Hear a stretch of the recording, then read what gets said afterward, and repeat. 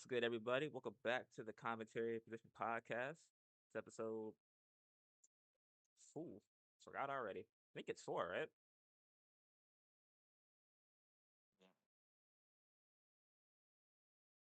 Yeah, there we go. Three. Yeah, something's up. Ah, my brain's fried. I'm sorry. But my name is PTP. As always, we got G doing. Uh, Good man. That's you know, not the best show I've ever seen, but Yeah, you know, not the craziest. Um, Obviously, you guys could tell it was Friday, or currently it's Friday at the time of this recording. So we have SmackDown live from Barcelona. Bar- Barcelona. Yes. uh, Si se puede. Actually, I ain't gonna lie. That's like, let me There you go. yeah, we had a hot crowd in Barcelona, which Very. it doesn't really surprise me. They made the show a lot more entertaining for me personally. So it was pretty good from a crowd perspective. The atmosphere was very lively, very PLE-esque in a way, even though there's not much going on. No, no. I mean, storylines were advanced. I'll give them that. But Definitely. SmackDown being SmackDown and being 3 hours and not having a deep roster, there's the usual holes. There's the usual downtime and I guess for lack of a better word, there's a bit of and I don't think there's anybody. I don't think there's anybody in the, if you want to call us the members of the IWC now. I guess we are. I guess we are. That wouldn't tell you that parts of the show are Yeah. So you know it is what it is. There's some things but like you said, still things to cover. Before we get into that, I will say we are now on Spotify and Apple Podcasts, audio wise and video wise. We're trying that out. So if you aren't able to catch a YouTube video every single time or a stream, nudge nudge, wink wink, Uh-huh. you can listen to the audio form or to the video on those platforms. Make sure you guys are liking the video if you're watching on YouTube. Helps the algorithm out. And follow on Spotify and Apple Podcasts. Put Absolutely. people. So let's see what we got on the dock. We started out with LA Knight, the new United States champion. Kind of like a usual babyface promo, greeting the crowd, letting everybody know that they're electric. They're very energetic tonight. And then Jimmy Uso comes out, which was not on my bucket list at all, to challenge him for a US title match. I guess he claimed desperation from what he said, which in hindsight makes a lot of sense because Jimmy Uso hasn't really, outside of the Drew McIntyre stuff or just being with Roman Reigns, he hasn't shown any like real desire, and they're trying to build to that. So I don't hate it.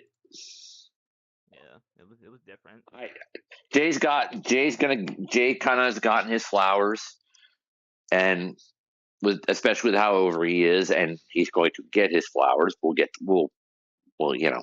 kind of obviously get to that eventually. Right. Why not Jimmy? Why not Jimmy? Yeah. Big Jim's been putting in work on SmackDown these past couple weeks. I cannot. Yes, So yes, he has. Yes, he has. yeah. A little bit after that, we had Solo Sokoa with the new bloodline. At first, it kind of worried me because I was like, Solo's in the front. He's like, if anybody deserves a U.S. title match, I thought he was going to talk about himself, and I was going to be like, oh god, the wrinkles again. But he talked about Jacob Fatu, which kind of goes to the whole like, I don't know if Solo's trying to make up for lost time. Is he trying to regain trust? Really, we don't know. But that happens. Brawl ensues. Braun Strowman comes out. You already know what the deal is. 6-man tag match to start the night. It is Braun, LA Knight, and Jimmy Uso versus basically the new bloodline. Basic, not Yeah. basic, but run of the mill match that you would usually get to open the card. You know what these guys are gonna do. Wasn't bad by any means, but No, and for what it was for what it was fine. Um, the part I'm not getting, and obviously I would assume many share the opinion with me, is like what in the hell are they doing with Solo? it's very weird because like you can tell they still want to make him look strong in the ring. Like he's not completely getting like mopped or anything. But from a character perspective, you don't really. It just seems like he's kind of like trying to regain the trust of his group. It's very obvious. But at the same time, what does he want at this point? Like he says he's doing things for the family, but what is he doing for the family? If that makes sense. If that makes sense. I don't know. I yeah, I mean, I see that, I get that. Um, it's just like it harkens back to the whole thing of, well, losing has consequences, which they haven't brought up in a while when it comes to the bloodline, and you know Solo and Jacob, and it's I love you, Solo, and I'm doing this because I love you, Solo, and and not Solo, but Jacob's not saying it back. So there seems like there's that kind of tension. Is I'm still trying to lead, and Jacob's not really doesn't seem really with it, but it's not leading to anything. Like it seemed to be leading towards either Solo was getting kicked out of the group, or at the very least, it was seemed like it was leading towards a Jacob feels like he's better suited to lead the group. So Jacob and Solo have you know, I don't care if they want to do a similar thing to what Solo and Roman did, where they have a tribal combat type match at WrestleMania, because that would at least spice up the match a little bit, even though it's kind of obvious who would probably win. But it would at least spice up that match a little bit and spice up that storyline a little bit to like who leads that group, and then that could lead to Solo being kicked out of the group because somebody returns or somebody is added to the group, and or Yeah. Solo or Jacob wins and he's leading the group, and Solo's like the number two and he doesn't like it anymore, and he wavers, and then he gets kicked out, or he just flat leaves something. And it just seems like they're treading water with it. But I do see the flip side where it's like, okay, let's build Solo back up for a little bit, make him more of like what he was before he took over the bloodline, and he was the supposed tribal chief, where he was sort of like the silent killer for Roman, like Yeah. his machine, that what kind of what Jacob is now, that he was like build him up as more of like that machine. Okay, fine, but like where's it going? What does it mean for WrestleMania? Like, are they gonna have yet another like multi-person match because they can't figure out what to do, or they don't want to separate the group yet because of injury, or somebody's not ready to debut? I don't know. There's, yeah, It there's just probably a few things for that, to be honest, that I could probably think of. Like, I know they got Lance. Yeah, they got Lance on Hawaii in NXT. I don't know if did they confirm Hikuleo being signed verbatim. I don't think they have in so many words, but it seems pretty obvious. Yeah, so it's like in a way, and obviously like Zilla's doing some ROW stuff with Booker T. But I mean, I'm pretty sure they can like do that whenever because like they're pretty much linked to NXT. So in hindsight, there's like three dudes on the burner. But kind of was like to what you said. No one really knows if it's going to be a solo led group or a Jacob led group, and I feel like that's where the hang up is because clearly Jacob's over. Like even if he does a backstage promo, people do the chant. They kind of do the same like bark type thing they do with like Oba and Braun for him as well. Like if he talks like in between the pauses. So clearly, people like him. They really, really enjoy him. Yeah, Fatu. Yeah, it's like it's a matter of time to where it's like you pull the trigger, and then plus, if you could put him in a feud with Braun Strowman, even though Strowman isn't what he used to be, we got to remember Braun Strowman in 2016, 2017 was probably like the biggest monster that they've had in a long time at that period. He's still right. He's still a monster, but his knees are shot. Yeah, his knees are cooked, like respectfully. Yeah, His yeah. All run, due respect, yeah, is painful to watch. yeah, and for him to at Well, least generate some of the momentum he still does get is a miracle. that is true, and and that's where it seems like it's leading towards. To be honest with you, it seems like they're going to do because you remember they did the what was it? It was Braun and Like what Braun and like Omos. no, well, not Braun and Omos. It was the monster, you know, the monster battle match or whatever the hell they called it Oh, on Raw. was it him and Bronson? Yes, with Oh Bronson, yeah, him and Bronson. Is that where they're going? Where they're going to have some type of match like that with him and Jacob at WrestleMania, and then Solo's just kind of doing something? I guess. Are they going to do that? Is that? could be a case. In a weird way, I kind of thought about it, especially since um like Braun from his team won for obvious reasons. For some reason I can think of is like maybe they try to tie this back to the US championship and have it be like say maybe a fatal four way, like maybe you have LA Knight, Big Jim, Jacob, and Braun to at least have some sort of direction for them at Mania. At least I think that might be a possibility.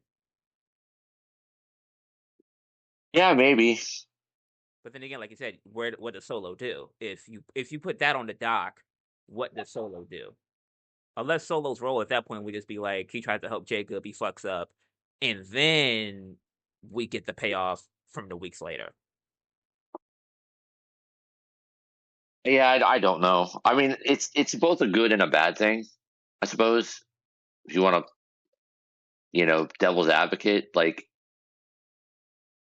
you got a month to go to WrestleMania, but not a lot is sewn up, which is not great. Yeah, But there is a bit of a good side to it because it's like, okay, you're I'm really stringing, surprised. but yeah, but like at least make it seem a little more clear where they're going because it doesn't seem to be in some cases. Yeah, because at least from what I can think of, because even like the IC title, because like people have ideas for what the match card could be, but they've been doing so many things over the past 3 weeks, respectfully for both brands, that it's kind of like shoot. It's like they're almost trying to give the fans four different like visions of what it could be, and then once you get to like the final like weeks upcoming week, then it's like, oh, we're gonna hit you with the hard bomb, full throttle. You're getting this at Mania. So Yeah, it could be like choose your own adventure type of a thing, and then just hit you in the face with it. But the problem with that is for those who are you know all about the stories and those who the long term booking aspect of it because you kind of need to do that for a WrestleMania. Obviously, it doesn't seem like you're getting it. You're getting crumbs to stuff, and then they're just going to be like, "Oh, boom, okay, these are all your undercard matches for the most part, quote unquote." Although we don't technically know one of the main events yet, which is odd. But then you're going to get, oh, well, here's the rest of the card, and then we're going to give you like two banger weeks of like hardcore setup for it. I mean, I guess in this new era that they could get away with it because of how much talent they have and how huge the card's going to be for the two nights, and everything will probably be good. But it's also like, it's very make or break yeah, in a way because, like you said, if people want to be invested throughout the build up, they're not gonna just be like, oh well, I like these guys in the ring, so I'm just gonna eat that up. You kind of gotta like have a good combination of these guys can go and they have a reason to be fighting right now. To most people, I mean, yeah. I mean, obviously, some of the smarter people will probably figure out where it's going, but like just kind of pull the trigger yeah. unless they really don't know because of they're building it from the main event down and that hasn't been figured out yet because there could be Potentially, because depending on how that main event is set up because clearly that is not going to be a straight up one-on-one match. Let's just be honest. it can't be. We've said it can't be. We've said this to rest. It doesn't matter that John Cena is a heel now. He's not Roman Reigns. He's not a Terminator. He's still John Cena, still a goat, possibly around Mount Rushmore, but he's also 48 years old. No knock. I'm 48 years old, so I get it. But he can't be that where he's won a match in the last 8 years and he's not going to get in a ring with like Cody, who is now the superhero of the company, In his straight prime. up one on one and beat him if that's where they're going, which I think, and beat him. It has to be something. So are they planning it from that way, from that down?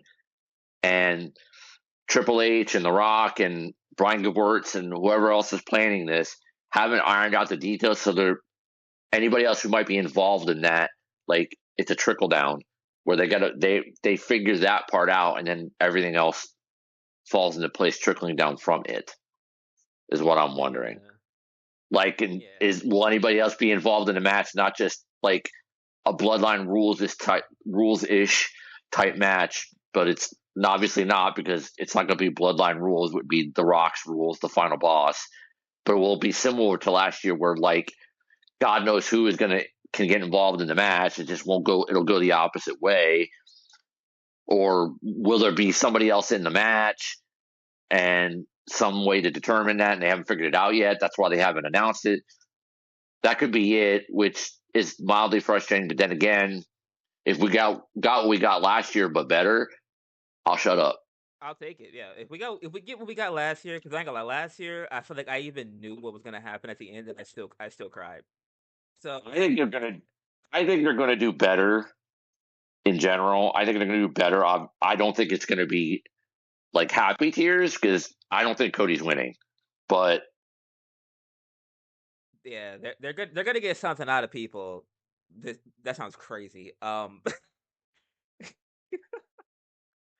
Hey, yeah, hold on. But yeah, yeah, yeah. they're gonna get something out of people emotionally this year for sure, depending on if it's going the way most people feel it will. But like you said, like if this main event down, it's very much up in the air. Very much up in I don't see a scenario where it makes any logical booking sense for you to finally do the John Cena heel turn in his the final movie. year Yeah, because I it was the first time he did because it. because obviously he's not going to stay that way. We all know that. Cena's going out a hero. We all know that. But you don't do this to have him main event WrestleMania and lose because I don't see a story where he does all this and sells his soul to lose. Although, go listen to the previous episode where I did pontificate on ideas and possibilities for WrestleMania, unless Rock knows he can't get the job done and Cena doesn't win because he gets screwed because Rock actually has a champion and it's not John Cena. And by the time WrestleMania shows up, he realizes John Cena isn't it, or he's already got his champion and he got John Cena just to prove he could do it. And Cena gets screwed. That could happen. And that would make sense for Cena to lose and not get 17 yet. Yeah, Because it's a double swerve where it was just to prove that he could do it. And Cena's not his guy. Somebody else is actually his guy. I gave options. Go back and listen to the episode. I'm not going to say it again until I make predictions. Yeah. But maybe that's it. And Cena gets screwed just because Rock can do it and knew he could turn him, but didn't want him. Possibly. That's the only thing that would make sense for Cena to lose. But otherwise, Cena's going to win. But I still think the general point is I think this is going to be better than last year's main event because it's heel Cena, and there's probably going to be even more wacky shit involved in it than last year, where you know as the match goes on, you know, I don't know how long they're going to get because I don't know because even if they stall and they have breaks and they have interference, can Cena go 30? I don't know. Very much Maybe, depending on how hard they go. but there could be a lot of like crowd blow up moments because of people just keep getting involved in it, and they're going to want to do it. If they're going to do it that way, they're going to do it bigger than last year. And on the flip side, where it's like Cody's going to take shots from God knows how many people before he eventually it's enough to beat him because he's a superhero and he keeps fighting and kicking out but again we'll get to that. Yeah. We'll get to that. Yeah. Predictions will be on the way. On the way for sure. Just Yep. keep your ears peeled, ladies and gentlemen. Uh keep going forward with that. Jade Cargill, kind of like I thought, because I also watched the last one as well. I think I talked about it in that. Jade got an interview, sit down interview, empty arena with Kathy. Basically recalling what happened with Naomi, how she saw her run away as her vision started to fade. I thought that was a nice touch to put to it, kind of like the last things I saw before I went out was fur boots running in the distance. Yeah. But yeah, so basically, she didn't just attack her physically. She attacked her pride, her integrity. It was deeper than that. But then you get Liv and Raquel out of nowhere, which in a way I kind of thought they would kind of have like a little truce because I mean I guess Jay kind of cleared Liv's name, but they're heels, so Liv like fuck you. We've been getting blamed for weeks because of this, and now you got the answer for it. So now they have a match next week. Basically, what I thought would happen, kind of as far as like Jay breaking it down. I didn't think we would get a Liv match out of this, but I guess this is one way of doing it. Well, they've got to. Yeah. It's just to sell up that you know Liv and Raquel weren't involved in it, but sow the seed of doubt that maybe they were, or or plant the seed of doubt in Bianca. Although I think the resolution to that part of it's not going to be till after Mania, clearly. But to sow the seed of doubt that maybe, you know, because Jade said saw Naomi running away, but didn't specifically say she saw the attack itself. That is true. Right. So Naomi running away and Naomi saying she did it, but that doesn't mean obviously Naomi did it by herself. Because I think that's the obvious setup here is Naomi didn't do this by herself. Naomi is not sorry, Naomi. Trinity, we love you. We think you're great, but Naomi is not yeeting Jade Cargill onto the hood of a car and busting a windshield. She's not doing that by herself. So it's intriguing in that sense because it's like it's a who done it, but okay, Naomi's admitted she's involved, but obviously she's not the only one. Now I'm hoping, like we already mentioned, it's more along the lines of what we thought, but the intrigue of like, could Liv and Raquel have been involved in it? Is Bianca innocent or not? Because we don't. She's acting like she is, but is it possible that she's not? It's at least intriguing enough and an intriguing storyline that they're building upon and adding intrigue into and mystery to, and it involves Naomi and Jade Cargill. Yeah. Wow. Or even in general. The women, Oh yeah, because like, if sign anything, me up, in a weird way, they're getting sign me some more up, intricate storylines for sign me up. TV and film. Yeah. Yeah, fine. Thank you.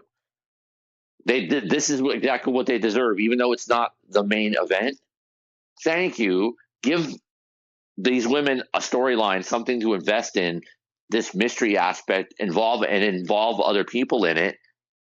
And guess what? It's over.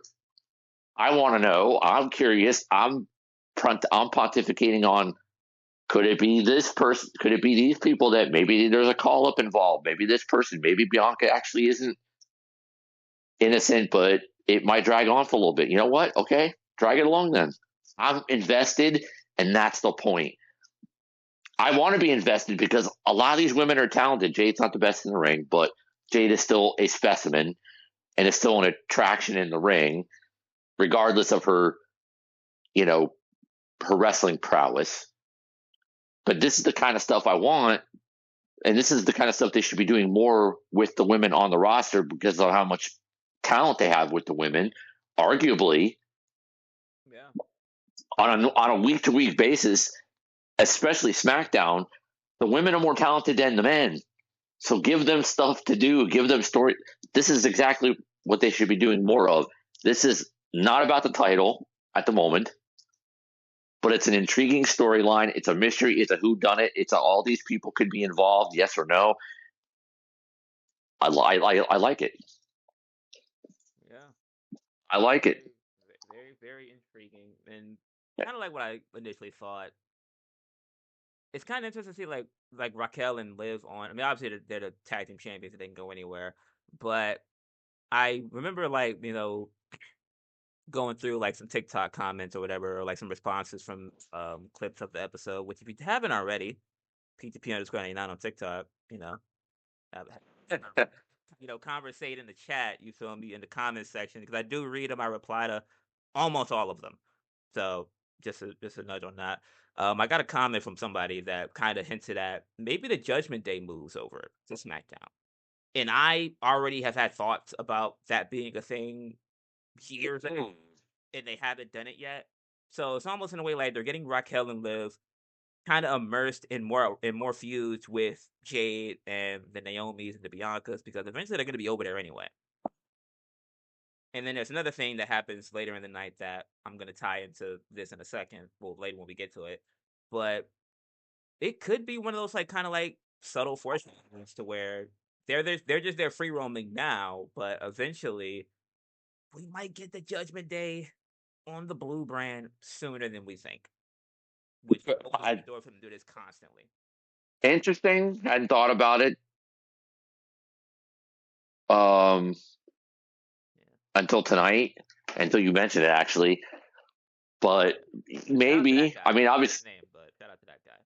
but I mean, they are tag champs, so they could hold the belts for a little while and build it out, and then just get moved in the draft or whatever they're doing with that.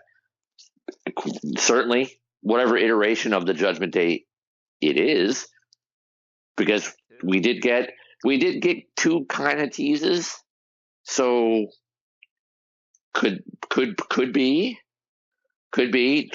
I did see JD said he'll be back within a month or so.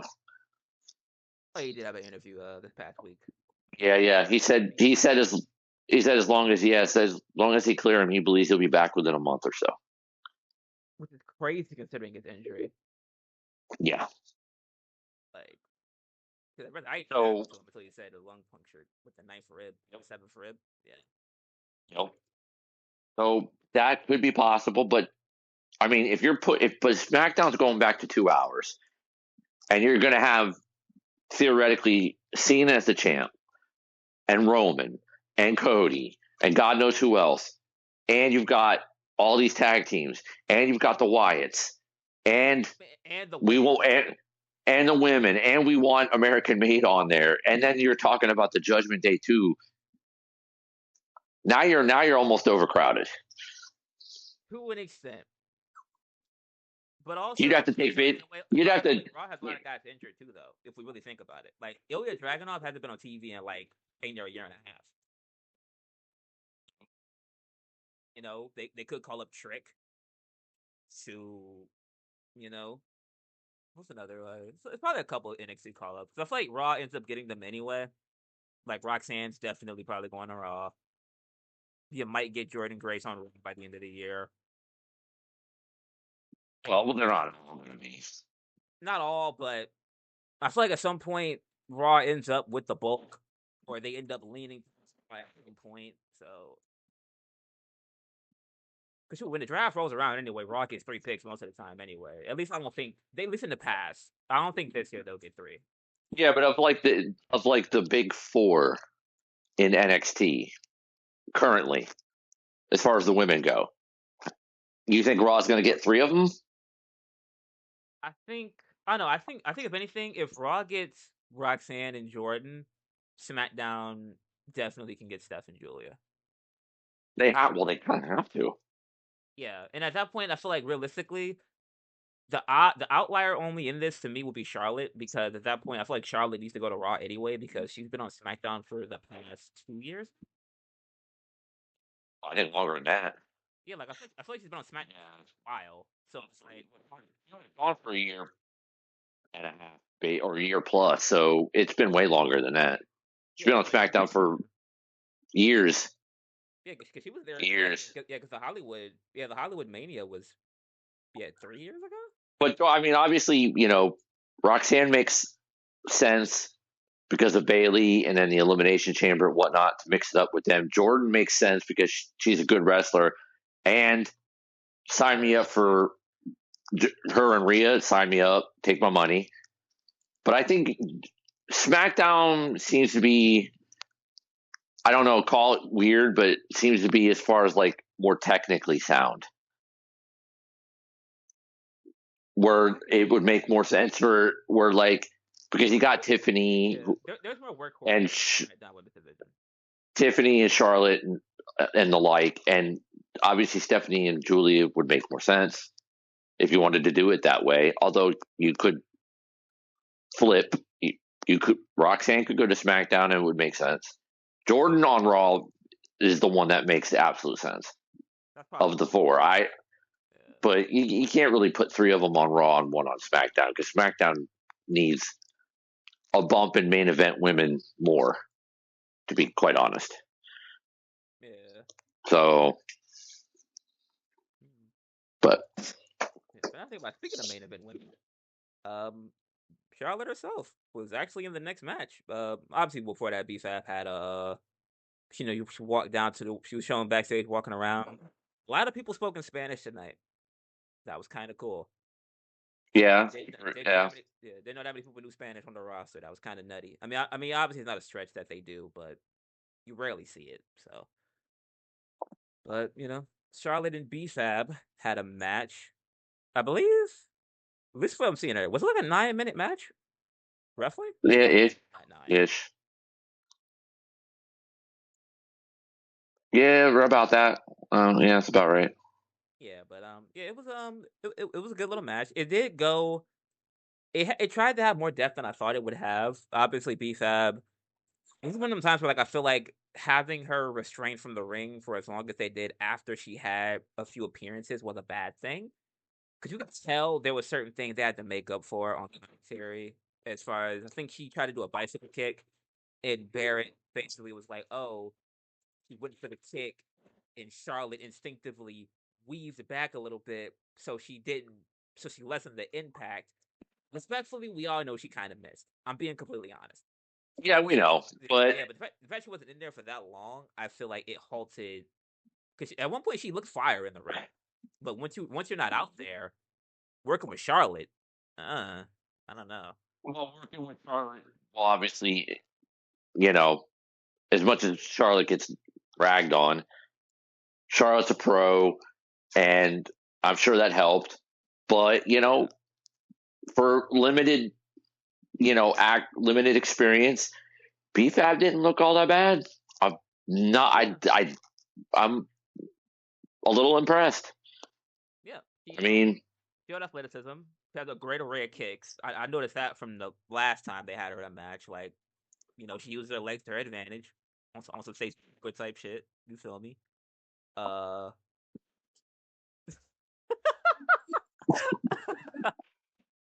Uh, Like, it is late at night. We're getting in that kind of after. We're getting a little after dark here, aren't we? we're getting in that bag. It's like, but yeah. So I mean, BFAB definitely, I feel like with a lot more time in the ring, a lot more matches, she will be one of them ones, or at least I feel like at least bare minimum women's U.S. title scene. I can definitely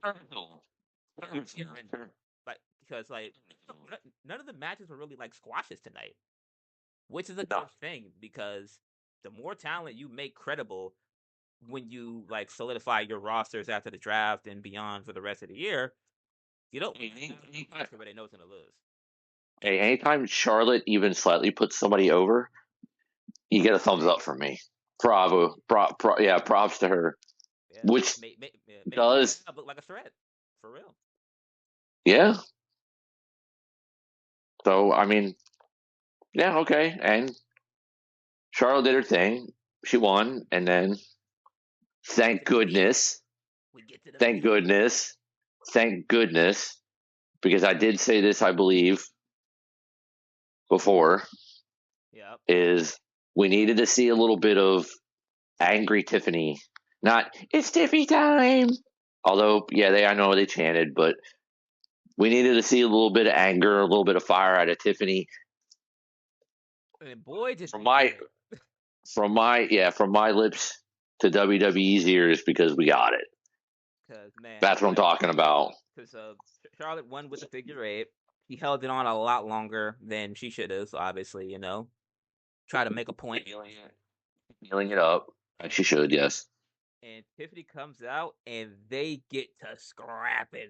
And at some points, I'm not gonna lie, I don't know if it was like the guards kind of messed up because I feel like there were certain points where they were like waiting for things to happen because guards weren't there, and that's like the only thing that I will say was like my only real gripe.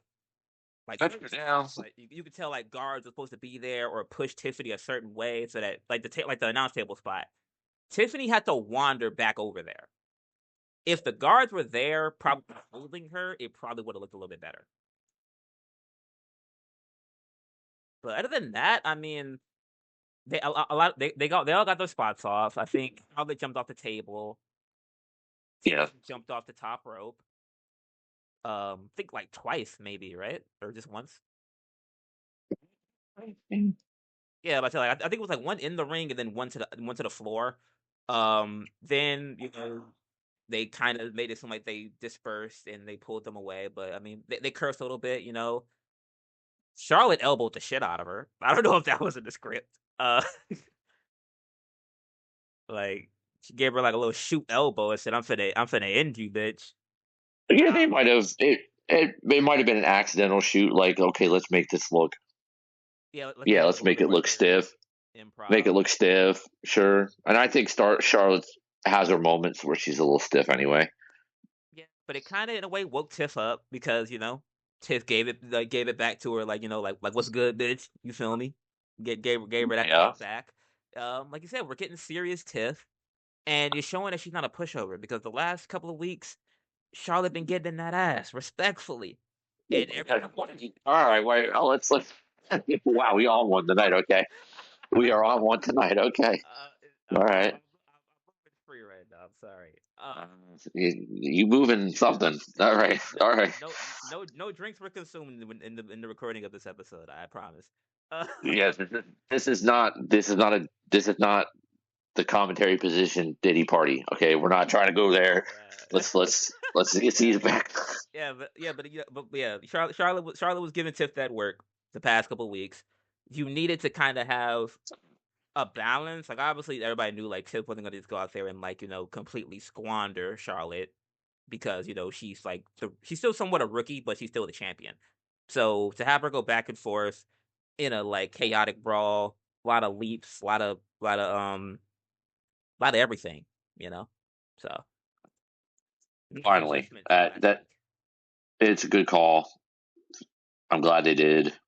That's exactly what they needed. You know, obviously we're new. I know WWE or nobody in WWE listens. They can if they want to, but Hey, um, yeah. But I'm glad somebody listened. Like, my lips to God's ears, because I said they need a little Tiffany fire to make this to pump this up, and that's what we got. So good, more. Yeah. Let them brawl every damn week until WrestleMania. Let them just kick the shit out of each other every week until WrestleMania, and Yeah. Yeah, but then everybody, yeah. kind of with the like I think I recalled it a while ago. Might have been the Chamber episode, if I could recall. I kind of reflected on like when Tiffany was having her feud with Becky, and that was kind of like somewhat our first preview of what a serious Tiff kind of would look like. I feel like now, in a way, the horsewomen know how to get fire out of the women on the roster, which is something that I honestly, I feel like everybody knows, like they bring the best out of people just because of the magnitude of being in a feud with these women. Whether they're in a good spot with people or not, if you get a feud with Becky, Bailey, or Charlotte, and leave Mercedes Monet, fuck it, I'm some lines. If you get a feud with any of these women, like people are gonna take it seriously. They have to. Yeah. So it's like like and then like even before Miss TV started, or before Miz got a mic in his hand, she jumped off the stage. She jumped off the Tron. Oh yeah, yeah. They came back and they were still going at it. Yeah. Yeah, but then it came back, brought back out, and then Tiff said, "I'm jumping off this bit like Jeff Hardy, one time off the top of the Tron," and that was the end of it. But hey, I like it. I Tiff, like it. That's exact. Tiff's on top for this week. Which is fine. Trade it. That's fine. Yeah, I'm totally good with it. That's exactly what they need to do. yeah. So, like I said, there's a little bit of amp, but what they need to get, they got to hit this one. Yeah, but good. Yeah. Yeah. So like we said, after that, obviously Miz TV. He introduced Cody. Cody was doing his little spiel. Miz says, "Cut the music off." Before he even gets to the questions, Cody dispatches him, hits him with that crossroads, says, "Get out of here." And kind of like we said earlier, she said it earlier. He's only talking to Cena right now, which means that you're not gonna hear no words until Monday, which is what we kind of would have expected because he's been talking for the past 2 weeks. So Simple but effective. yeah, he got everything out that he wanted to say, build up wise, at least for now.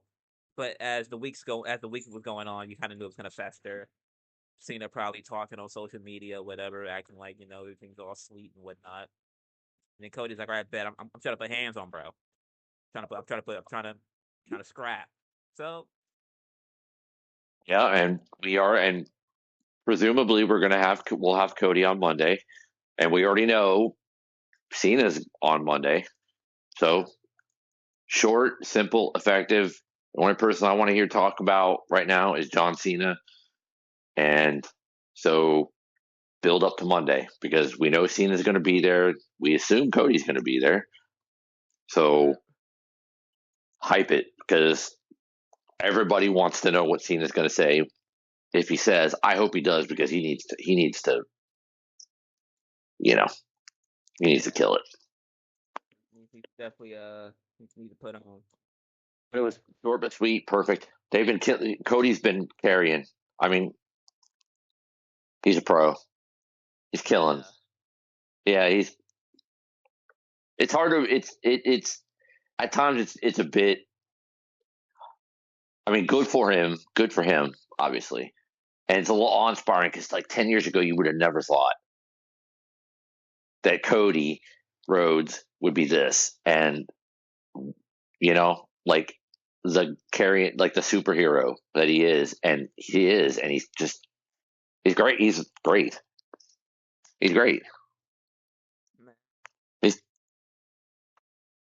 kind of one of them I guys. got. He's come a long way from like the beginning of his title reign, where he was sort of, you know, more like cookie cutter babyface, naive champ, whatever it is. He still has those. I'm sure he'll still have those moments because that's why he keeps losing friends.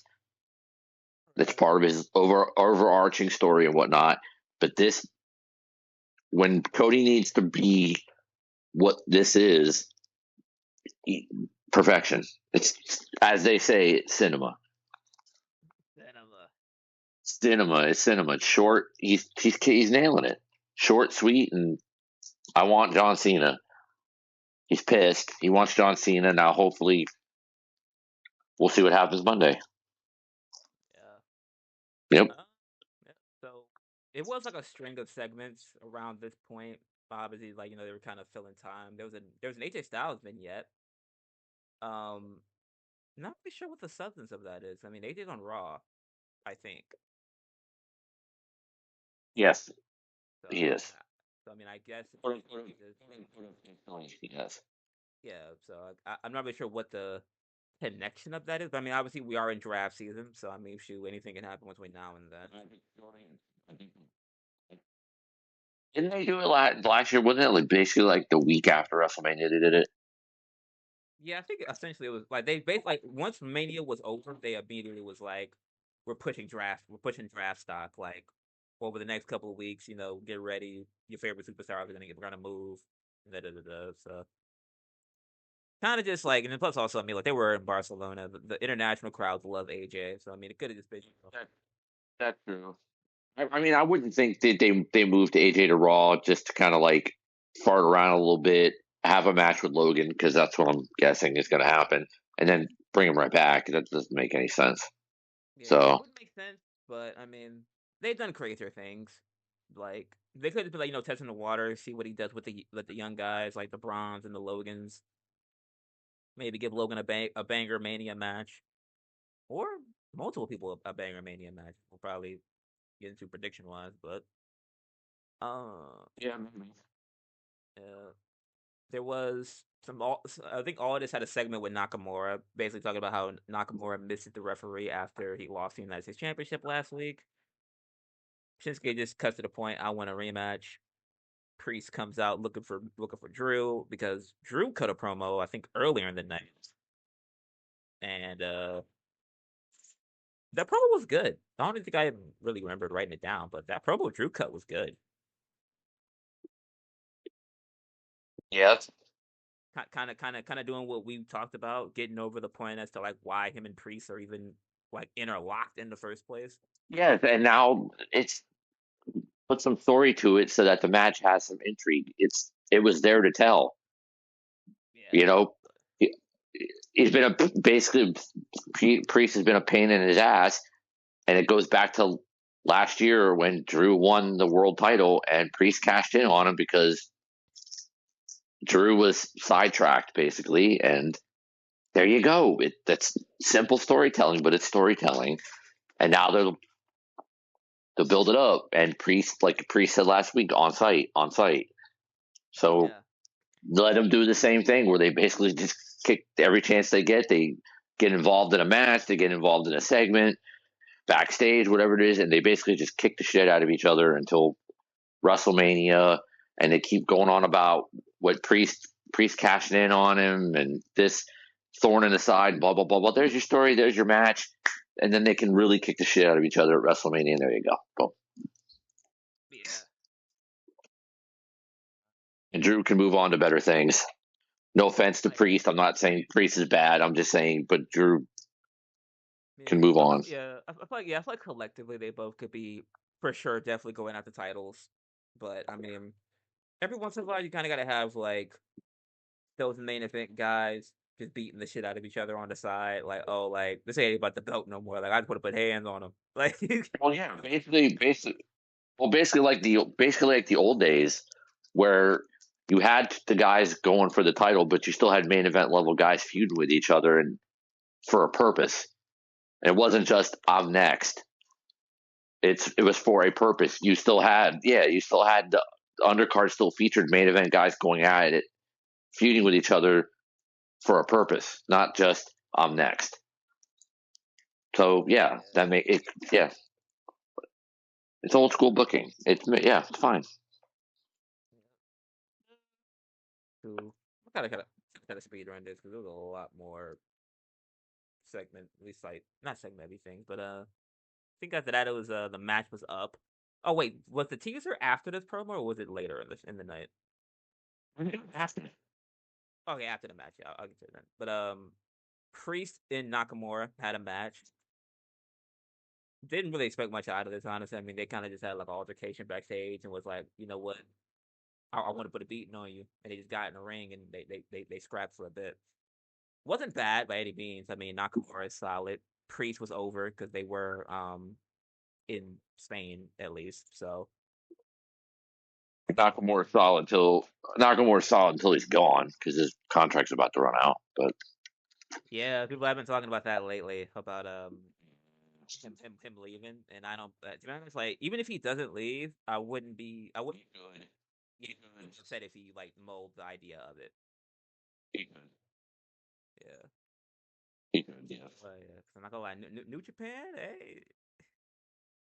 hey, if New Japan before Tanahashi retires, I like it. I'll take it.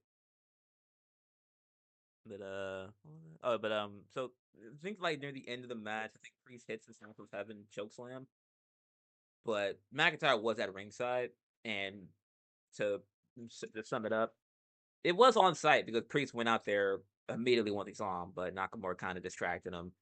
McIntyre and Priest get into a scuffle, causing the DQ. Um, and then Nakamura kind of like what I thought about with the last thing, because remember, like he got involved in bloodline business, but nobody touched him. He just walked away scot free.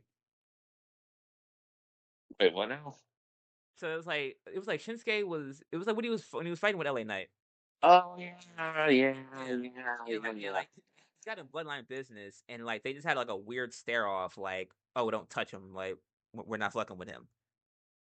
Like Nakamura and McIntyre almost did the exact same thing, whereas like McIntyre had the upper hand, Nakamura just blast Priest in the back of the head, and they just look at each other like, oh well, thank you, I guess, or like I'm not touching this guy, and then Nakamura just leaves.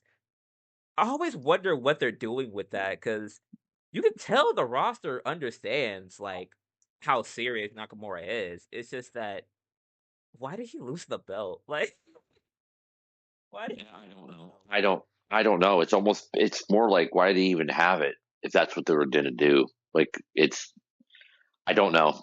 I honestly don't know. It's probably just it was done to further the storyline, and it's just like Drew doesn't really like anybody, but if there's somebody has, it's another one of those scenarios where it's like if somebody like gets involved and does something to somebody he hates or somebody that he's fighting, and he doesn't hate that person at that moment, then it's like, all right, cool, you can go. It's like, all right, fine. So basically, that to further that storyline. That's all. yeah. But oh yeah, yep, but obviously Priest, not Priest, McIntyre put the beat down on Priest, and to sum it up, kind of said at the end, you took everything from me. Now I have nothing, and now it's my mission to make your life a living hell. And that added a lot of fuel to the fire for this feud to me. Yeah. Actually, it was already kind of serious, I feel, to an extent, but now it's kind of like they both have their weeks of like, oh, I'm just gonna like beat the mess out of bro. And Priest saying it's on site. McIntyre saying, all right, bet I have nothing now. This is my only thing. The only thing I'm worried about is taking you out For now, for now. the acknowledgement of what happened. Like maybe he can say something along the lines of, "Well, what you did to me started me down this road." There you go. Simple storytelling. It's like, okay, now I know why he wants Priest wants to beat his ass just because of all this, and now why McIntyre is so invested in beating his ass because well, you started me down this path. You're the one who started me down this path because you know, I won and you took it from me. Although, let's be honest, McIntyre's, you know, he says certain things, but he's purposely like the good heel that he is leaving out certain details like, well, the bloodline kind of screwed you more, and you had this CM Punk obsession, which people have brought up, and that's kind of more what cost you than what Priest did. Priest did what anybody else would have done, but you conveniently leaving out that detail, but still fits. Yeah. In a way, it's like it still plays off the like whole, Scottish psychopath thing where, like you said, his memory is very much different than others to his detriment. So his drive and reasoning for why he's doing certain things will always be different than the rosters, which I feel is very much the good thing about, you know, Drew at this point because he's just doing things on his own terms, which adds more intrigue whenever he does get involved in stories with other wrestlers. So, Yeah, yeah. Good lord, I didn't think about it. Was there like 5 segments in a row? yeah. This, like I said, it was a bit of a slog. Yeah, I At, didn't. Yeah, I was trying to think like I didn't realize how many segments there were. Holy crap! Yeah, had the DIY segment. Like I think that's like that might have been later than that. Let me backtrack.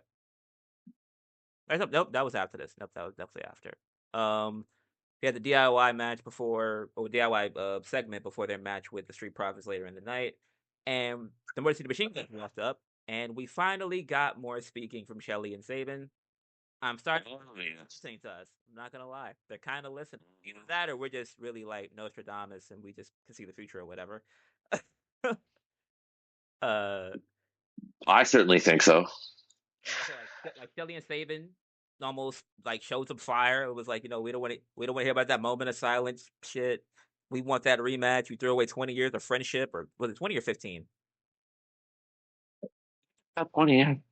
Yeah, like you say, 20 years of friendship for some belts. I'm on that ass. Basically, that's what I got from it, and they were quote unquote for them. So that was good for Bushie the Machine Guns to give them some mic time, and Finally, it adds more integrity to the tag team division. Let them talk yeah, to each other. yes, exactly. It started with the board. It started with the board and Aldis and the board. And now it's like, let them talk so the fans can get invested because it has nothing to do with what they do in the ring, but let the fans know who they are and what they are personality wise. Let them talk and then let the fans decide whether they boo or cheer based on that. That's exactly what. Why didn't they do this months ago?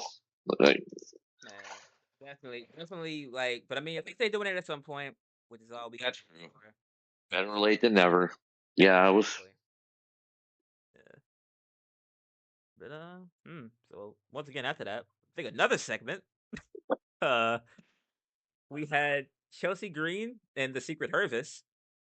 I like how they kind of hit her at first. That was kind of funny. Not gonna lie. I don't like the name.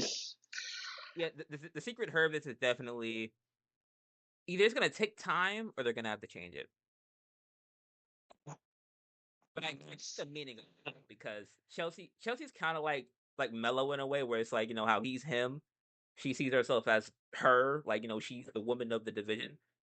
So Secret Hervis, Yeah, a Secret Service, Secret Service. Okay, it is still a little corny. yeah. It's But I mean, it's a little. yeah. I mean, for the gimmick itself, I mean, definitely Chelsea's a throwback.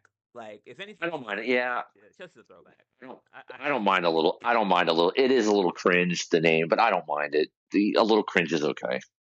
Yeah, but yeah, they had a little backstage, a little tit for tat when she was talking to Kathy.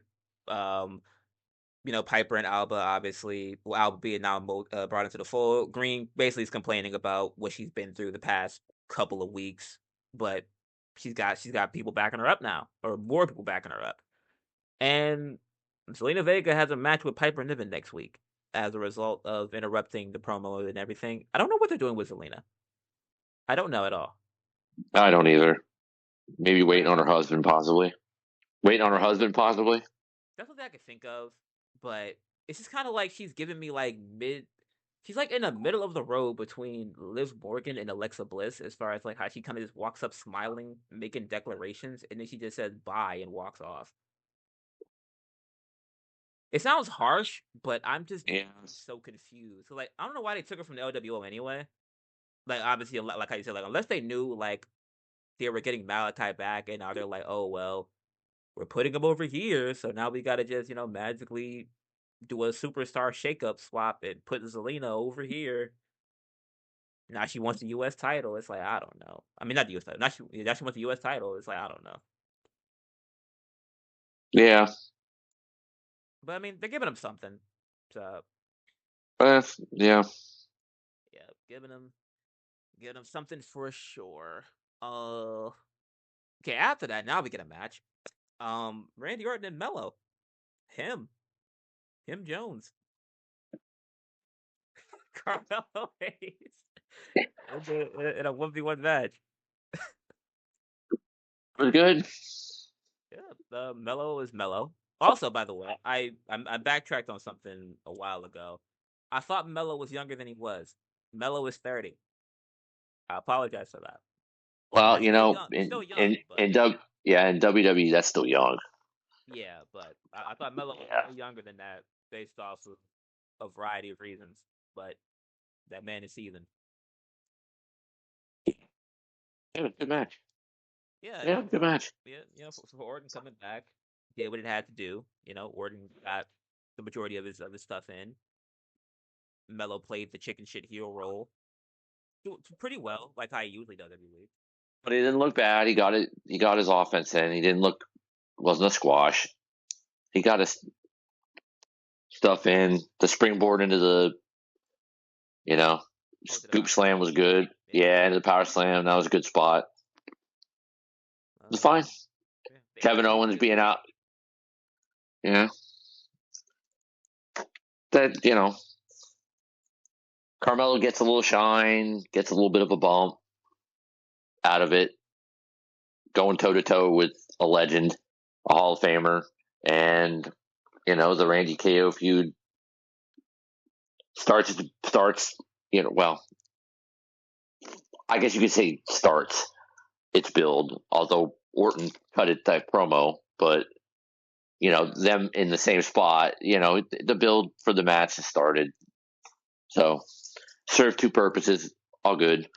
Yeah. something, something, something noteworthy. Yeah.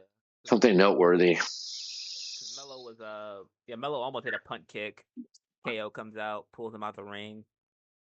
It's hard to tell if he is, then I salute him. Is KO just like selling all the that he's accumulated over the past 2 months? Like Yeah, it looked like when he was trying to get away, he was like limping. yeah, I think so. KO's a pro like that, though. Yeah. He's a pro like that. He might sell something all the way into WrestleMania to use as an excuse for when he When he loses. lost. Yeah. Hmm. Yeah.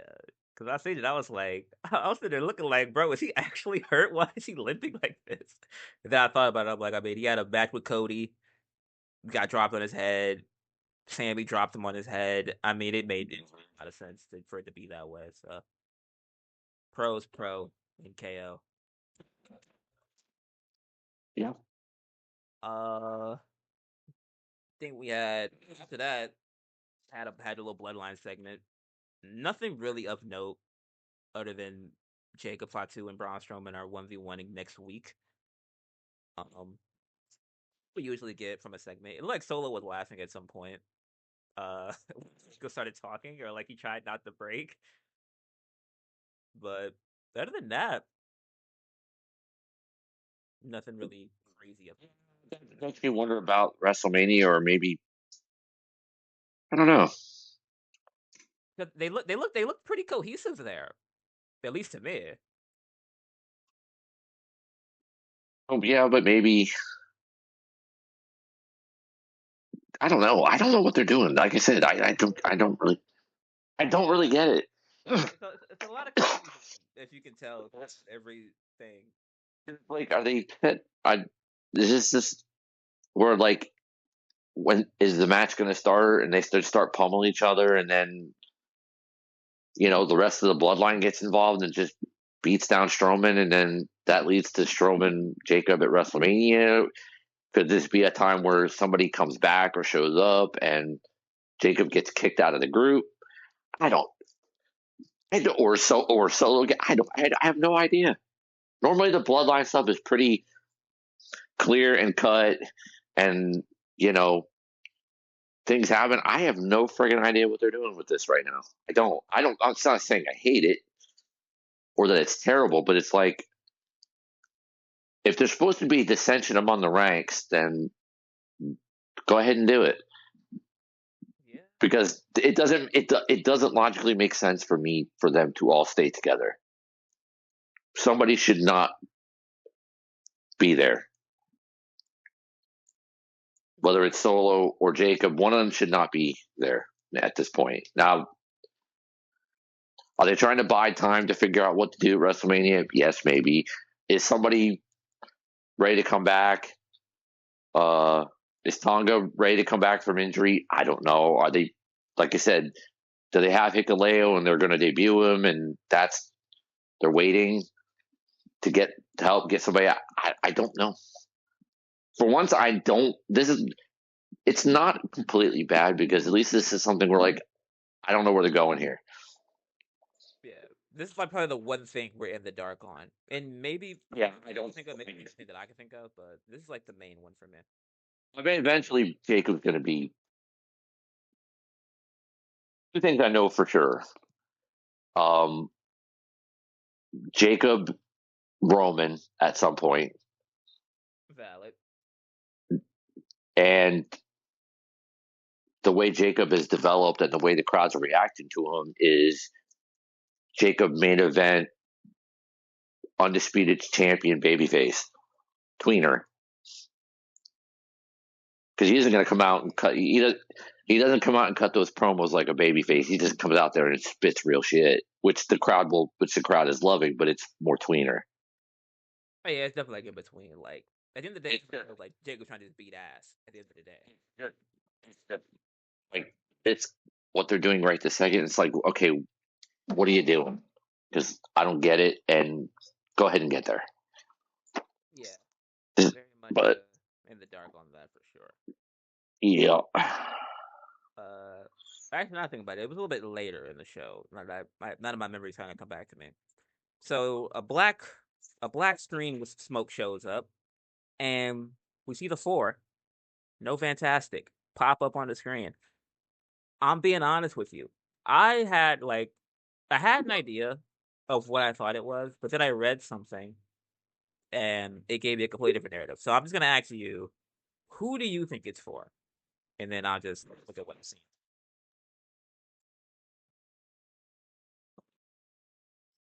uh, Because there's a few options, I think.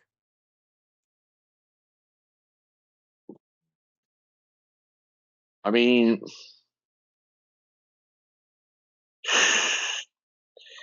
well, there's only two possibilities as far as I'm concerned. Yeah. Um,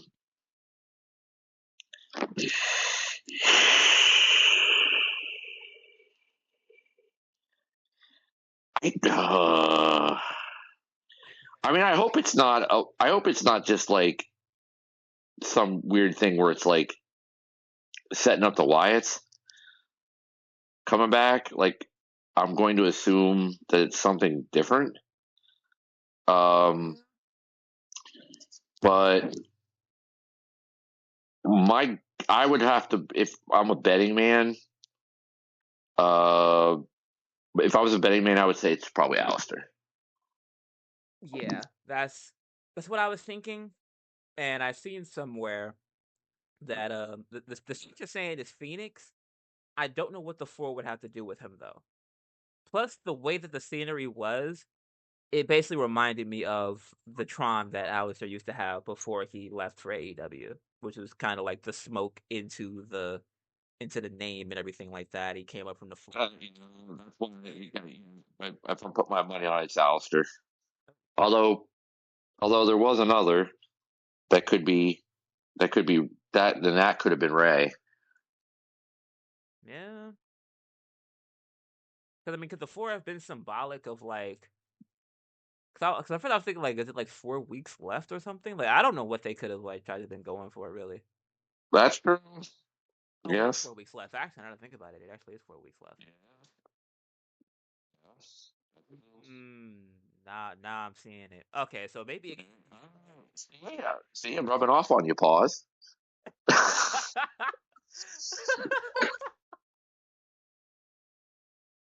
Yeah, like later. It could, It could yeah, be. it's that time of night. Yeah, it doesn't have a night. It could be a 4 week foreshadowing because it's 4 weeks until the inevitable. But yeah, Ray and Malachi are probably the obvious ones that would stand out for people for obvious reasons. Because Ray was supposed to be there months ago, but Khan held him up. Malachi is free, but obviously they want to bring him in when the time is right, which could be Mania, it could be the Raw after, or the SmackDown after. So Yeah. could be should be intriguing though, because I did it threw me out first because I was like, what the heck? What's all this smoke on my screen? But I mean, should be interesting to see. I don't think it's more likely, more likely Alistair, but I suppose it could be Ray, and then the other one could be Alistair. But we know Right. the smart ones know. We know, and Alistair's probably going to be on SmackDown because of his wife, at least for now. Yeah. And teasing Ray is fine because it's certainly possible that Ray and Penta aren't together at first Yeah, but who knows? It could be because Penta doing good work, and they might say, "Fuck it, let's split them." well, Penta is doing good work on Raw and could be in the IC title race, and you could have Ray on SmackDown for a little bit in the US title race Yeah. and show him off the same way you did Penta. Let him show us that, yeah, it could be. It'd be fine. We don't have to have Lucha Brothers right away. Plus, I'm not I gonna wouldn't lie. hate it. In a weird way, I thought about something just now, and they might not do it, but it's crazy enough to work. So you know how like Penta is kind of like associated with the LWO, like loosely. Kind of, I sort Yeah, of, I like suppose. not like together, but like Penta respects Ray. I'm pretty sure like it's a mutual like connection thing. What if they put Ray on SmackDown, but instead of being good, he's like a evil luchador, and when they inevitably kick Humberto out of Fantasma, you have Santos, Angel, and Phoenix. Possibility. Sure. I think Legato ought to just. Just saying. I think Legato ought to just disband, or Legato should disband in terms of splitting up, and then Legato can be a tag team, and then the others go their own way. But you could.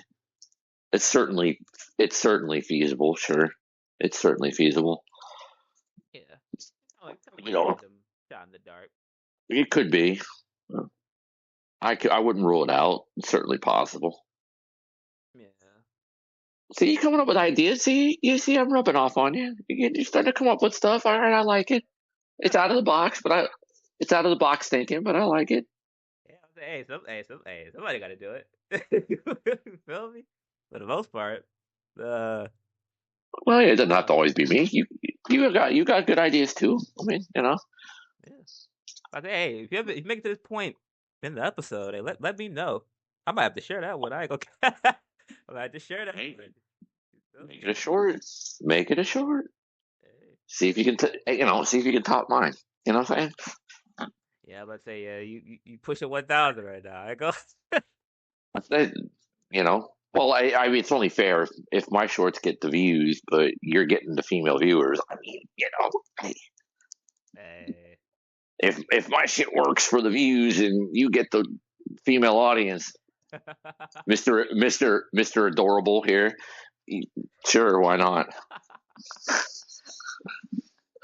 Sorry, Terry. Hey Terry, what's good though? Oh, Son, hey, but that, she's gonna be tickled when she hears that. yeah. uh, After that, we had Gunther, which I did not expect. Um, I didn't either. Thankfully, yeah, Gunther shows up with the belt. Kind of foreshadowing. We're basically just setting the table up. I'm here to prove a point. Y'all love Jey Uso so much. I'm gonna prove that all that yeeting and all that extra stuff does not matter when that bell rings. And he calls out Axiom. also known as A Kid, like he stated in the promo. But Axiom and Gunther are having a one-on-one match, and it was phenomenal. Well, I ain't gonna say phenomenal. It was great because Axiom is Axiom, you know. That's right. Yes. Like Axiom is Axiom. This is like their first 1v1 match since NXT UK when they both were under two different names, which I saw that on Twitter, which was pretty crazy to think about. Like they have not wrestled since the pandemic era of NXT UK. That is insane. Um, but yeah, it was a good match. Sold Axiom well from him being from España, I believe. So the crowd loved him. They did make him look like a complete scrub. Obviously, he's one half of NXT Tag Team Champions. They had a match with the Hardy Boys this week, so you couldn't, they competed in that as well. So Right. They gotta, yeah, Gunther has no problem having matches with people that can be considered his equal in some way. And I feel like he just works better with smaller wrestlers anyway because they really can sell that David and Goliath aspect more because Gunther is like straight and narrow. And Axiom, he's throwing kicks, he's slipping and shit. And he's still Right. he's still a very defiant competitor. So did good, did Yeah. good. And he got a little shine, so they can either do Fraxium as a team, which makes more sense to me for them to do. But test to see if he can, get over on his own, which I would say he passed. Yeah. So Do you think it could be like a foreshadowing of like obviously like I said, like with the draft season is coming up? You think Fraxium drops them as Stand to Deliver? maybe. Then it's like, damn, beats them as Stand and Deliver. Damn. I do not know, but Yeah, I'm gonna have to. Yeah. Eventually, I'm gonna catch up on NXT. yeah, we'll get to that one. We'll Yeah, get to the how, but yeah, yeah. I don't think they did this just to like put Put a pop. just to put him in, yeah, have him in NXT for another 6 months. No, this was a test. Yeah, and to me, Yeah, I feel like I feel like he aced it. At the end of the match, Gunther, put him in that rear naked choke, that sleeper hold. As much as I thought they were going to do the Jey Uso, pop because they were chanting for the Yeet and everything like that, they didn't, and I'm happy. Because like we said, like Jay doesn't always have to come out and try to make the save. He doesn't always have to be Superman every week. Some guys can just get their ass kicked, and we just gotta yeah. live with that. So I mean, you know, some guys just gotta get it. Pause. Hold on. Well, you are on one tonight, boy. I tell you, I know it's 1 o'clock in the morning, but you is on one tonight. Oh man. We might have to call this one friggin' SmackDown After Dark or something. I don't know. I'm also I feel like I'm also Bart Henry lingo. Like I keep wanting to say, I keep wanting to say these. Well, you are not calling yourself sexual chocolate. You can just get that out right now. Don't Nah, even nah, think nah, nah. about it. Nah, like, I keep thinking like Hall of Pain 2007. Like he just kept saying somebody gonna get it. And, like, that's the first thing that comes to my mind. Yeah, Hey, shout out Mark Henry, bro. His absolutely. his son's at the performance center. I think he wants to be a wrestler. Shout out to Mark Henry. Yeah. Big world strongest man. I, I was losing my train of thought. Uh, we got the Paul Heyman segment. I'm not gonna lie, this Paul Heyman segment was kind of weak. I love you, Paul, but I didn't know where we were going with this because he started talking about the cover of the game, and I lost all interest after that. Yeah, the game came out, and it's a worldwide launch, and Roman's on the cover. Yeah, But he said like it was Roman Reigns Day, and he's on the cover, and if you got a problem with it, you can see him in Bologna, and it's like I don't know what the fuck we're talking about. I don't know what we doing. that means I would assume that means that's Germany. next week, that Roman's going to Oh, I be think on SmackDown. I think it's yeah, I think it was Bologna, Italy. I thought it was Yes. something else too, but yeah, Bologna, Italy. Oh, yeah. Yeah, but that means Roman Reigns on SmackDown next week. Yeah, like basically confirmed, locked in for live. So obviously, again, like I said last week, I called it wrong. I thought we might actually get Roman on both shows. How silly of me to have thought so. Yeah, got a little But overzealous for that one. Both of us probably, I would say. so you get Roman on SmackDown and next week. So there you go. There's more hype for that. Yeah, kind of It's like okay, Paul. anticipated. They're It gonna space them out. it's like they phoned. Honestly, like for the most part, they did some things right. They phoned this one in. Like Paul did it quick. Paul's allowed once in a while. It was just quick. The game came out. Your tribal chief's the cover guy. It's his day. By the way, Yeah, he'll be here next week. And adios. Okay. yeah. Not every shot's gonna go in, respectfully. So I mean, he did what he had to do. Kind of like the same spot that Cody was in. Like as far as you have to fill holes for the dates that the other people in your story don't fill.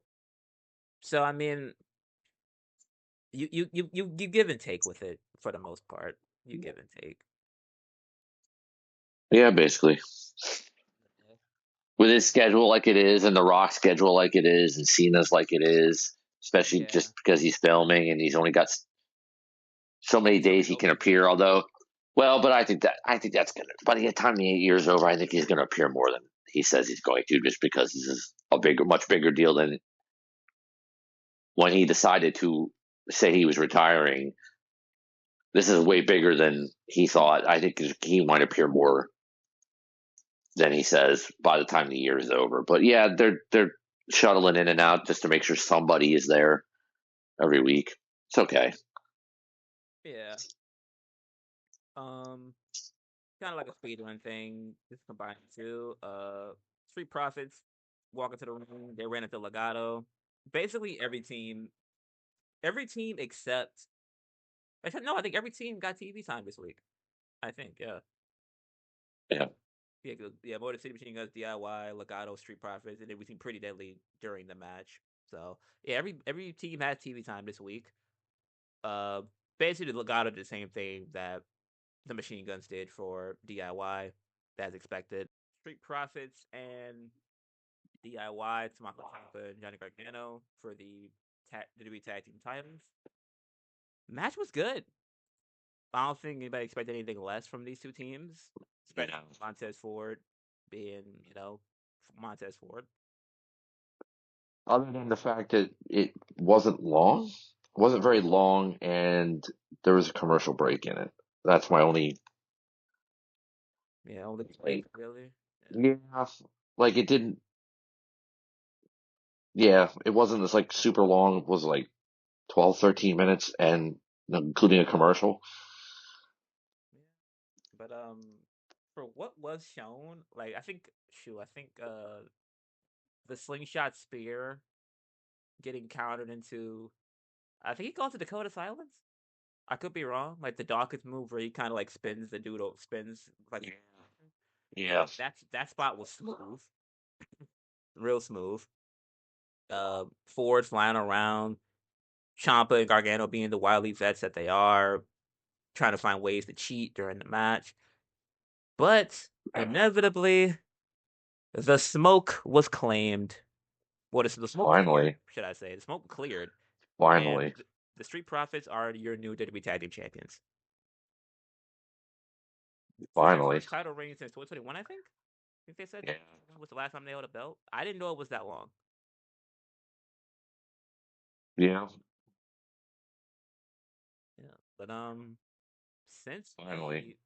since they got them, well, now it kind of get not saying that like I did want them to win. It's kind of interesting to see like what the Mania outlook, what the WrestleMania landscape looks like because I think at least I'd assume either next week or the week after we'll get pretty deadly in the Street Profits. But after that, I don't know. Um, my guess is uh, what do they call it? Tag team turmoil. Oh yeah, like all of them just wondering.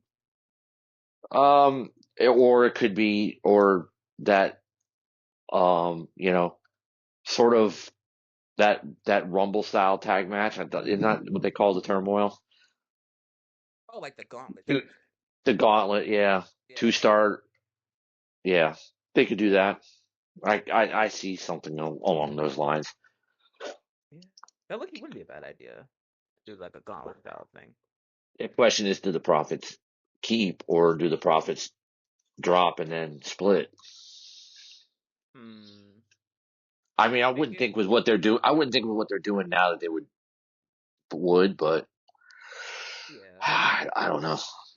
Because at least they said like, oh, at least they said like on in the promos at least that they've been saying like, oh, like people want us to split.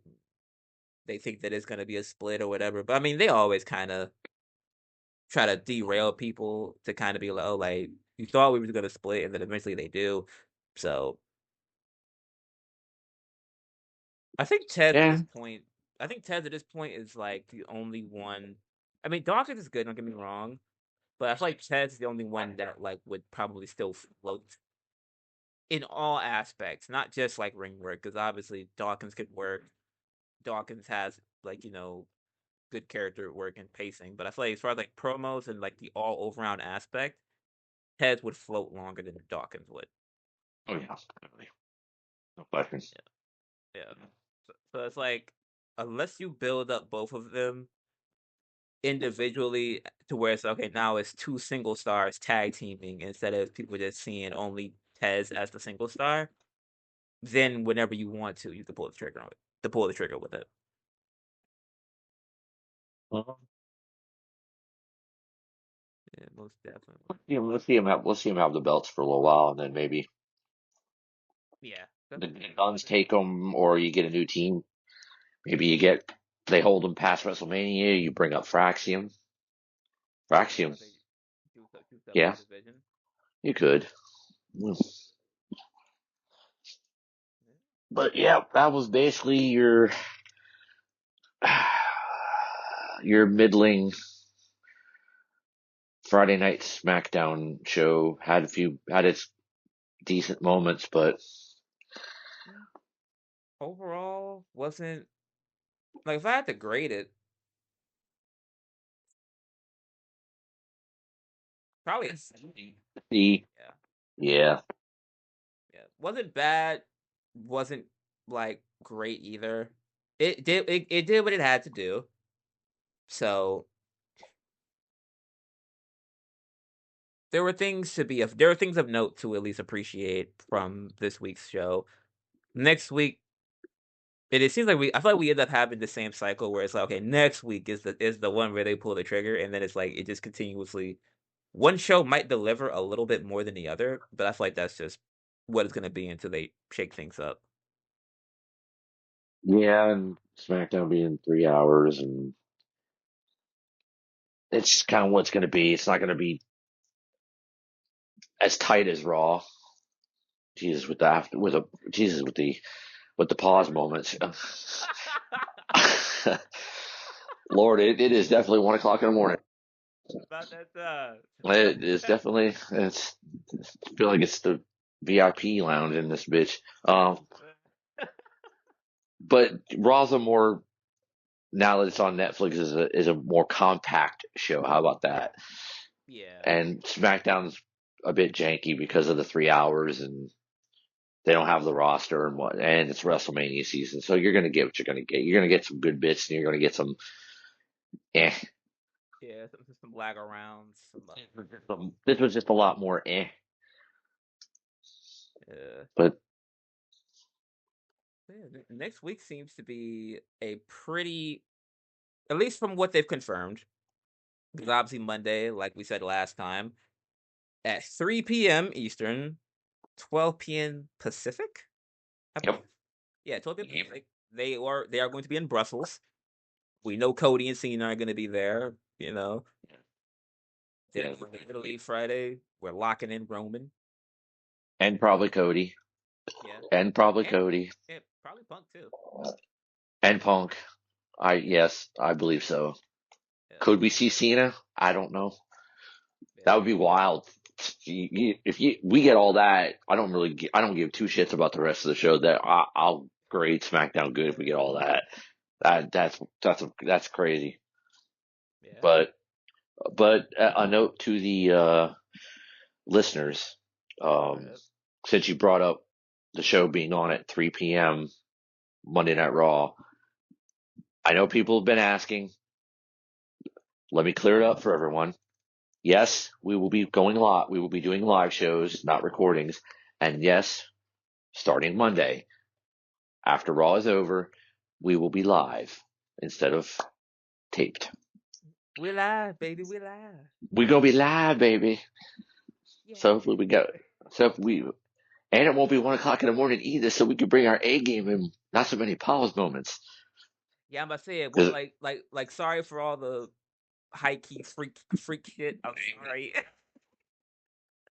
for all of it, come Yeah, on for all of now. it. Yeah. Let's Somebody's probably gonna say like, "Damn, did they drink before they started?" And it's like, no, it's just no, nobody's been drinking. It's just late and people are hungry.